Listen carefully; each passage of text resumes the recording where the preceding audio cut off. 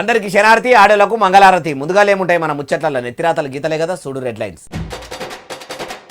కోటి మంది ఆడోళ్ళ కోటీశ్వర్ల చేస్తాడట సీఎం సారు. 2500 ఎప్పుడేస్తారు రేవంతాలు గారు? ఫ్యూచర్ సిటీకి భూములు ఇయ్యాలన్నాడు ముఖ్యమంత్రి. సీఎం సార్ భూములే ఇయ్యమంటుడు మాజీ మంత్రి. మంత్రులు సీఎం రోజు 18 గంటలు చేస్తుండ్రట పని. అంత కష్టపడితే ఏది కూడా చక్కగా లేదంటుండ్రు. ఇని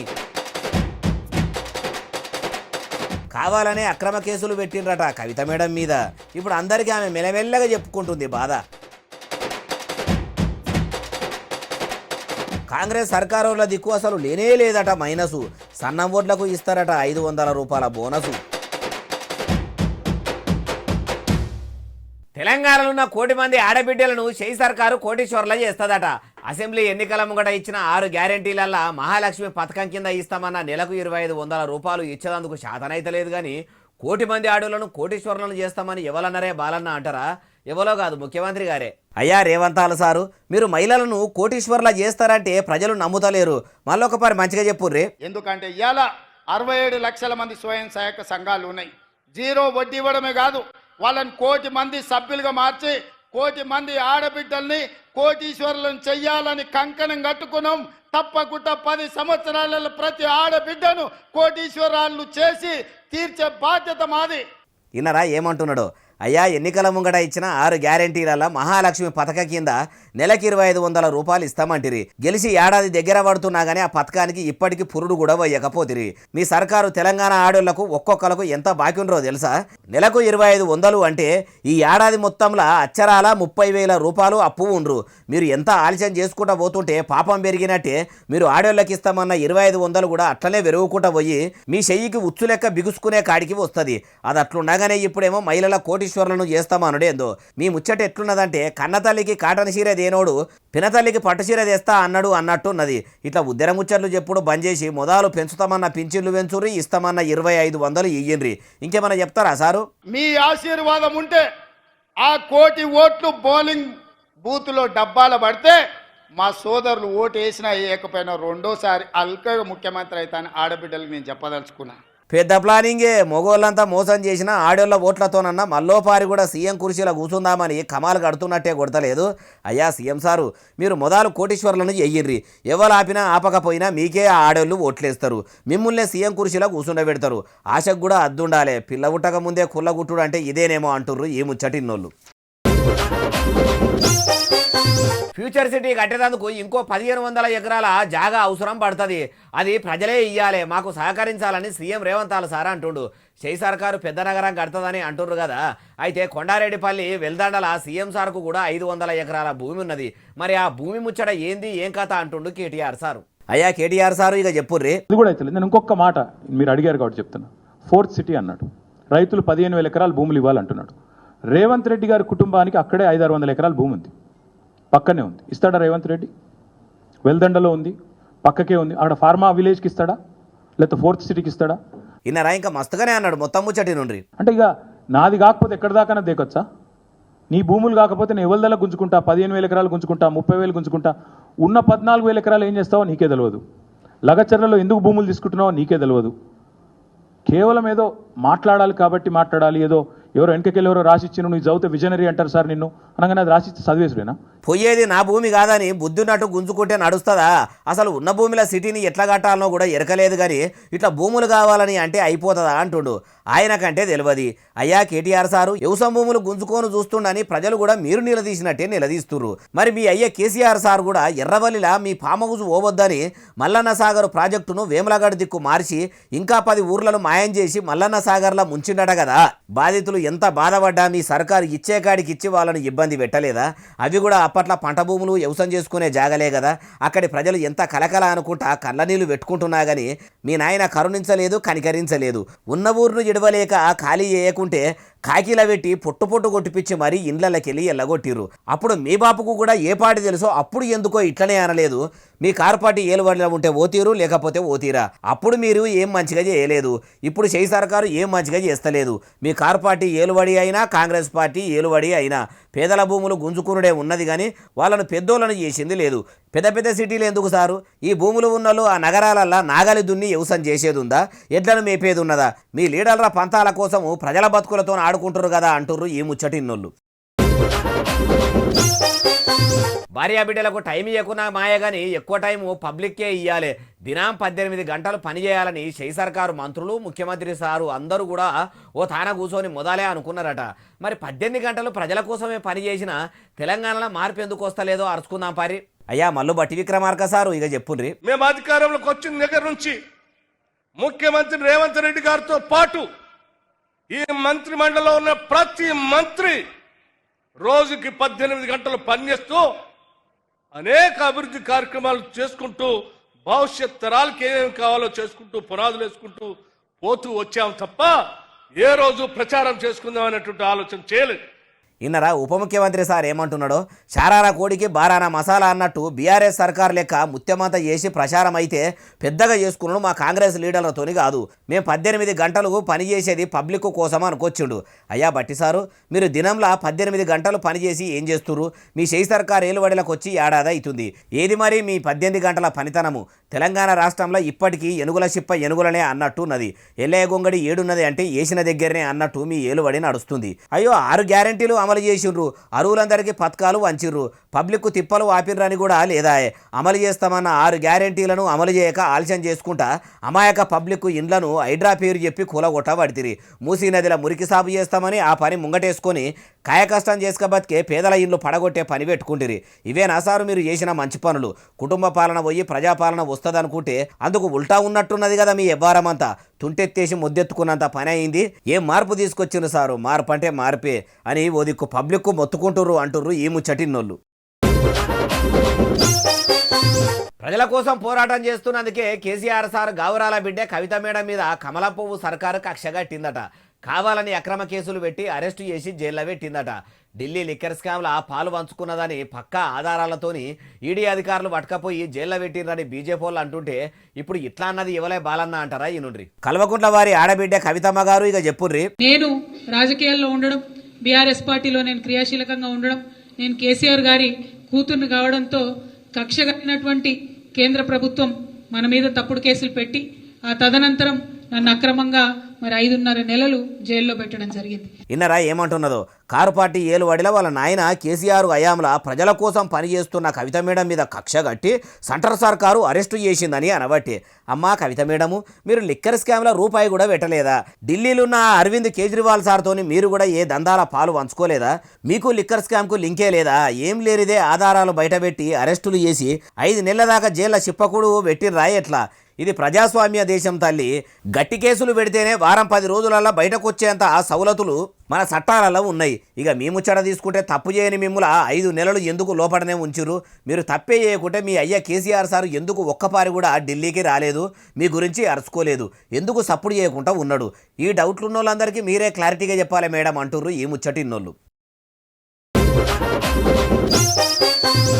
ఏ సన్న ఓట్లనే వేసుకోర్రి, మీకు 500 బోనస్ ఇచ్చే జిమ్మెదారి మాది అంటున్నాడు కోపన్ మంత్రి కమ్ నీళ్ల మంత్రి ఉత్తమ్ కుమార్ రెడ్డి సారు. అసలు ఉన్న ఓట్లకే బోనస్ దిక్కులేదు కానీ అది బోనస్ కాదు కాంగ్రెస్ వాళ్ళ బోగస్ అంటుంటే అన్ని తీర్ల ఓట్లకు ఇస్తున్నామని ఆ మినిస్టర్ సార్ మళ్ళా ఏడన్నడే బాలన్న అంటారా? ఇగో ఈడనే. అయ్యా ఉత్తమ్ కుమార్ గారు ఏ ఓట్లకు ఇస్తారు చెప్పుర్రి. నిస్సందేహంగా ముఖ్యమంత్రి గారు, ఉప ముఖ్యమంత్రి గారు అందరి ఆమోదంతో ఈ సన్నాలకి ఈ రబీ పంటలో కూడా ముందు కూడా 500 రూపాయల బోనస్ కొనసాగుతుందని చెప్పి నేను ఈ సభాముఖంగా మనం చేస్తున్నాను. అట్లా నీళ్ల మంత్రి గారు నిలబడి అనగానే ఆడనే స్టేజ్ మీద కూర్చున్న ముఖ్యమంత్రి కం చదువుల మంత్రి రేవంతాలు సారు, ఉప ముఖ్యమంత్రి కం పైసల మంత్రి మల్లు బట్టి విక్రమార్క సార్లు చేతులు మీదికి లాబట్టి ఇది షై సర్కారు ఘనకీర్తి అన్నట్టు సప్పట్లు కొడుతుంటే ఉత్తమ్ సార్ ఇట్లా ఉపన్యాసాన్ని కొనసాగించిండు. ఏ సన్న వడ్లన్నా వేసుకోనరని చెప్పుకుంటేనే మళ్ళా ప్రభుత్వం తరపున సలహా అని తెలంగాణ సోనా బీపీటీలే వేయిండ్రని ఇట్లా 2 మాటలు చెప్పుడు షై పార్టీలకే సాధ్యమా? అంటే అట్లా చెప్పలేక ఇట్లా చెప్పినట్టున్నాడు. ఓ మంత్రి గారు, మీరు చెప్పినట్టే ఇప్పటికీ కూడా రైతులు నడుచుకుంటుంటే రైతు భరోసా వేయకపోవడితిరి, రైతు రుణమాఫీ పురాగా చేయకపోవడితిరి, ఎన్ని సన్న మోడ్లకు బోనస్ ఇచ్చిర్రో క్లారిటీగా చెప్పకపోవడితిరి అంటుర్రు ఈ ముచ్చటిన్నోళ్ళు. Car party MLA Padi Kaushik Reddy sir phone tapping చేస్తురట. అప్పట్లో బీఆర్ఎస్ ఏలుబడలనే అందరి ఫోన్లను కారు పార్టీ పెద్ద లీడర్లే కావాలని ఫోన్ ట్యాపింగ్ చేసిరని పెద్ద ఎత్తున కేసులు నడుస్తుంటే ఇప్పుడు పాడిసారు ఫోను ఎవరు ట్యాపింగ్ చేస్తురట. ఇప్పుడు ఈ ముచ్చట ఎవరన్నారంటారా? ఇగో చూడుండ్రి.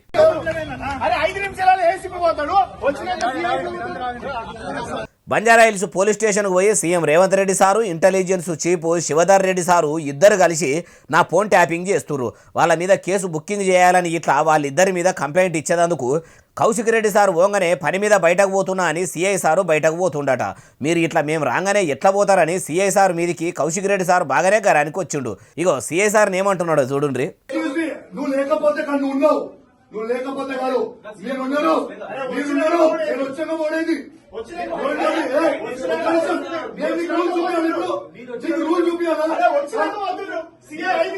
ఇట్లా అనుకోవచ్చుండు. అయ్యా కౌశిక్ రెడ్డి సారు, మీరు రూల్స్ గురించి మంచిగానే మాట్లాడుతురు కానీ ఒక సిఐ సార్ను పట్టుకొని ఇట్లా సీరియస్ అవ్వడు ఏ అనుడు కరెక్టేనా? ఏమో సారు, ఎమ్మెల్యే అయినా మీకే తెలవాలి.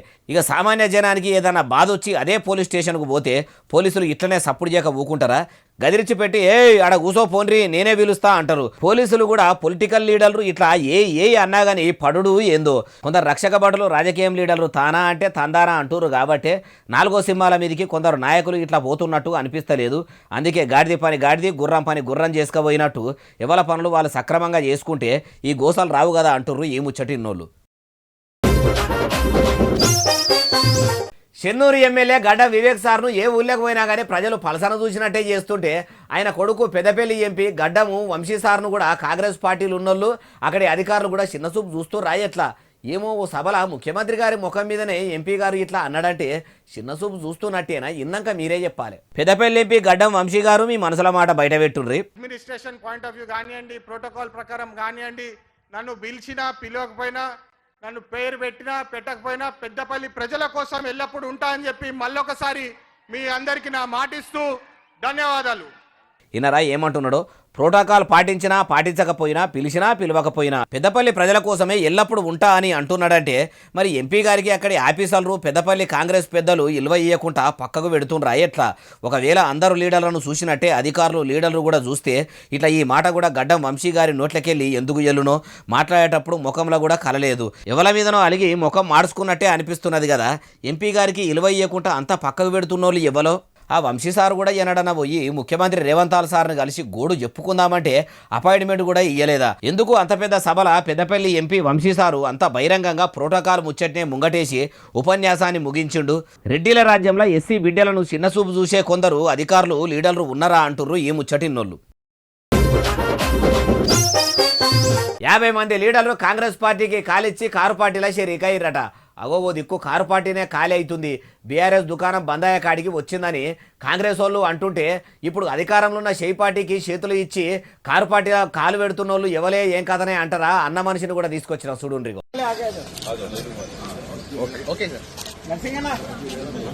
చూసినరా, ఒక్కరు కాదు ఇద్దరు కాదు ఏకంగా 50 మంది షేర్లింగంపల్లి షెయి పార్టీ లీడర్లు అందరూ కూడా ఇట్లా బిస్తాలు చదువుకొని బీఆర్ఎస్ పార్టీలో షరీక ఇర్రట. Car party MLA Madhavaram Krishnarao sir ఇట్లా అందరికీ కారు పార్టీ కండువాలు కప్పి గులాబీ గుడిసెలకు తీసుకుంటారట. అయ్యా మాధవరం కృష్ణారావు సారు, మరి ఇంతమంది లీడర్లు షెయి పార్టీకి ఎందుకు చేతులు ఇచ్చిర్రో ఆ ముచ్చట కూడా చెప్పుర్రి సారు. 50 మంది మళ్ళీ తిరిగి మేము టీఆర్ఎస్ పార్టీతో అభివృద్ధి జరుగుతుంది సాధ్యమైతే అనుకుంటే ఆలోచనతోనే మా పార్టీ రావడం అని స్వాగతం పలుకుతా ఉన్నాం. ఇన్నరా, కాంగ్రెస్ సర్కారు ఏలుబడిలా ఏడేసిన గొంగడి ఆడనే ఉంటది. మళ్ళా రాష్ట్రం పచ్చగా ఇగురు పెట్టాలన్నా, పిందెలు పుట్టి కాయలు గాయాలన్నా, పండ్లు కావాలన్నా బీఆర్ఎస్ వాళ్ళతోనే అవుతుందని చెప్పి ఇట్లా షెయి పార్టీకి చేతిచ్చి కారు పార్టీలా కలిసిపోయిర్రట. ఓ రేవంతాల సారు, మీ కార్యకర్తలు మీ ఏలుబడి నచ్చకనే పోతుండ్రా, 50 మందితోని మొదలయ్యి ఏడదాకా పోతుందో చూసుకొని అంటుర్రు ఈ ముచ్చటిన్నోళ్ళు. తులం బంగారం ఇస్తామంటారు ఏమాయ సారు అని చెన్నూరు ఎమ్మెల్యే గడ్డం వివేక్ సార్ను ప్రజలు నిలబడ్డ తావుల్నే నిలదీస్తున్నారు. గెలిచిన 100 రోజులనే అమలు చేస్తామని ఎచ్చులకు పోయిన ఎమ్మెల్యే గారు ఇంకెప్పుడు అమలు చేస్తారు? లగ్గాలైన వాళ్ళకు పొరగాళ్ళు పుట్టి వాళ్ళు బడికి పోతుంటే అప్పుడు ఇస్తారా అంటుర్రు. ఏమా ఎమ్మెల్యే గారు తులం బంగారం ఎప్పుడు ఇస్తారని ఇట్లా అరుచుకుంటుర్రు.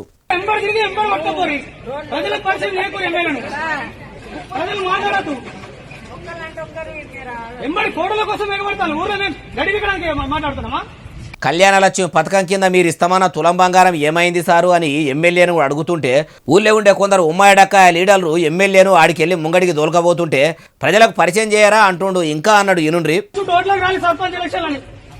అప్పుడు ఆ కోతి బట్టి చూపిస్తాం ఒక్కొక్కరికి ఎవరైతే వస్తారో మరి గ్రామ పంచాయతీలన్నీ కోతలు చొరబడితే తెలుస్తుంది. కోతలతోనే రామగోసు ఉన్నది. అవన్నిటిని తీసుకుపోయి గ్రామ పంచాయతీల దోలితే ఆ బాధ ఏందో తెలుస్తుంది అంటుడు. ఈ లెక్కన చూస్తే సర్పంచ్ ఎన్నికల నిలబడే కాంగ్రెస్ సర్పంచ్ అభ్యర్థులను పైకం పెట్టిపించి మరీ ఆగం చేస్తట్టే ఉండ్రు కదా. జనాలు చచ్చిపోతారంటే పట్టించుకున్నప్పుడు సమస్య పరిష్కారం కాదు. మరి ఏం చేద్దాం? పరిష్కారం కాదు. చచ్చిపోమంటారా మమ్మల్ని? మన ఊళ్ళకి వేరే ఊరు వెళ్ళిపోమంటారా? వెళ్ళిపోమంటే వెళ్ళిపోతాం అందరం. వీడిట్లనే ఉంటే ఇంకా నిలదీసేటట్టుండ్రని ఆయన ఎమ్మెల్యే సాబ్ ఆడికి వెళ్ళి జారుకుండు. గడ్డ వివేక్ సార్ ఏడికి పోయినా ఇట్లనే ప్రజలు సుడిపెడుతుర్రు. అంటే ఆయన పాలనగిరి ఆడ ఏం చక్కదనంగా లేదన్నట్టేనా? అన్ని నియోజకవర్గాల ఎమ్మెల్యేల పరిస్థితి ఇదేనట. కాకపోతే వివేక్ గారి వీడియోలు బయటకు వస్తున్నాయి. కొందరు తతిమ ఎమ్మెల్యేల వీడియోలు బయటకు వస్తలేవు, అంతే తేడా. వివేక్ సార్కు వచ్చినంత కష్టం ఏ పగోనికి పాలకునికి కూడా రావద్దు అంటుర్రు ఈ ముచ్చటిన్నోళ్ళు. పుష్ప 2 సినిమా చూద్దామని ఒక ఆమె పోరగాన్లను ఎంట పెట్టుకొని పోతే ఆ టాకీస్ కాడ తొక్కిసలాట అయిందట. ఎగబడుతున్న వాళ్ళ కాళ్ళ కింద పడితే అందరూ తొక్కుడుకు ఆయనతో పానమే పోయిందట. ఫస్ట్ షోనే చూద్దామని పసిపిల్లలను ఎంట పెట్టుకొని పోతే ఆఖరికి పానమే ఆయన. ఏం సినిమా పిచ్చో ఏమో, ఎంత పరిశానో చూడును రాగు. ఇగో ఈ ఇద్దరు పిల్లల తల్లే సీన్మేషకాడు అల్లు అర్జున్ సార్ తీసిన పుష్ప 2 సినిమా చూద్దామని హైదరాబాద్లో ఆర్టీసీ క్రాస్ రోడ్డు కాడున్న సంధ్యా టాకీస్ కాడికి పోయింది. ఇక మంది ఎక్కువచ్చే వరకల్లా తొక్కిసలాట అయిందట. అందరోలే ఈమెకు ఉరకరాక ఆయన కింద పడ్డదట. మరి సాటి మనిషి కింద పడ్డదన్న సోయి ఆ పరుగులు పెట్టేటోళ్లకు ఉండొద్దా? కాళ్ళ కింద ఎవరు పడితేంది, మనం మాత్రం మంచిగా అవతల పడితే సాలన్నట్టు ఉరుకులాడే వరకల్లా ఆడ పడ్డ మైల ఊపిరాడక ఆయన పానమే పోయిందట. ఆడికైనా ఆడున్న పోలీసులు సిపిఆర్ చేసి ఎంత కాపాడే ప్రయత్నం చేసినా ఫలితమే లేకుండా పోయింది. పాపం ఆమెకు 2 పిల్లలు కూడా ఉండరట. ఆమె కొడుకు కూడా పానాపాయం ఉంటే నిమ్సు దవాఖానకే ఇసుకపోయిండ్రట. ఆయపాయ అన్నట్టే ఉన్నాడట. ఏం బెనిఫిట్ షోలు చూసుడో ఏమో. అదే రోజు చూడకపోతే ఓ వారం 10 దినాలు ఆగి చూస్తే ఏమన్నా అవుతుందా? ఆ సినిమాలో నా కథ ఏమన్నా మారుతుందా? కంటెంట్ ఏమన్నా మారుతుందా? ఏషకాళ్ళు ఏషగత్యాలు మారిపోతారా? సినిమా లెక్క పోయి చూసి రావాలే కానీ చివరికి పానాల మీదకి వచ్చేదాకా తెచ్చుకుంటారా? వినోదం కోసం అని పోతే వాళ్ళ ఇంట్లో విషాదమే మిగిలింది కదా అంటుర్రు ఈ ముచ్చటిన్నోళ్ళు. ఫుట్పాత్ మీద బండ్లు పెట్టుకొని బుడబుడ దందాలు చేసుకొని బతికేలా తీసుకుంటున్న వాళ్ళ పొట్ట మీద కొడుతురట ట్రాఫిక్ పోలీసులు. ట్రాఫిక్ బాధలు వాపేందుకు పొద్దుగాలడి సంది పొద్దు గూట్లే పడదాకా తన్లాడే పోలీసులు బేరాలు చేసుకునేటోళ్ళను ఆగం చేసుడేంది అంటారా? ఏమో మరి, అన్ని ముచ్చట్లు అరుచుకుందాం పరి. అవు చూసిర్రా, జేసీబీలు పెట్టి మరి ఇట్లా ఫుట్పాత్ మీద పెట్టుకున్న చిన్న చిన్న బండ్లన్నింటినీ పోలీసులు తీసేస్తురట.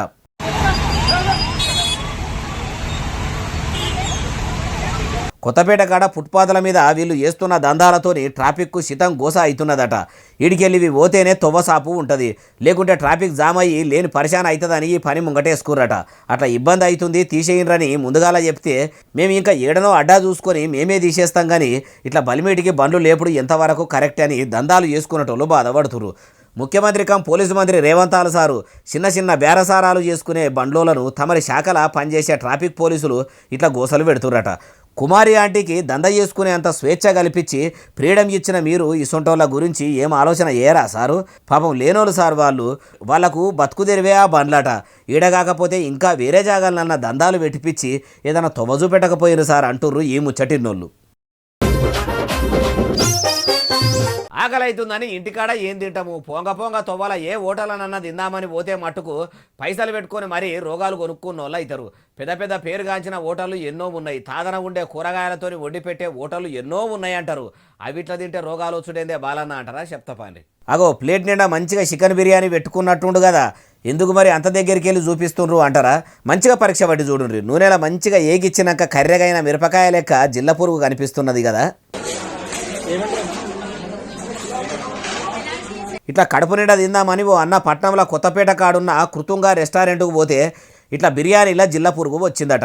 ఆకలి మీద ఉండి చూడకుండా తింటే ఏ సప్పుడు లొల్లి గడబడ ఉండకపోవు కానీ అన్న కళ్ళు మంచిగా పనిచేస్తున్నట్టున్నాయి. ఇట్లా బిర్యానీలో వచ్చిన జిల్ల పురుగును చూసి ఆకలే చచ్చిపోయిందట. అంతా కక్కొచ్చినట్ట అయిందట.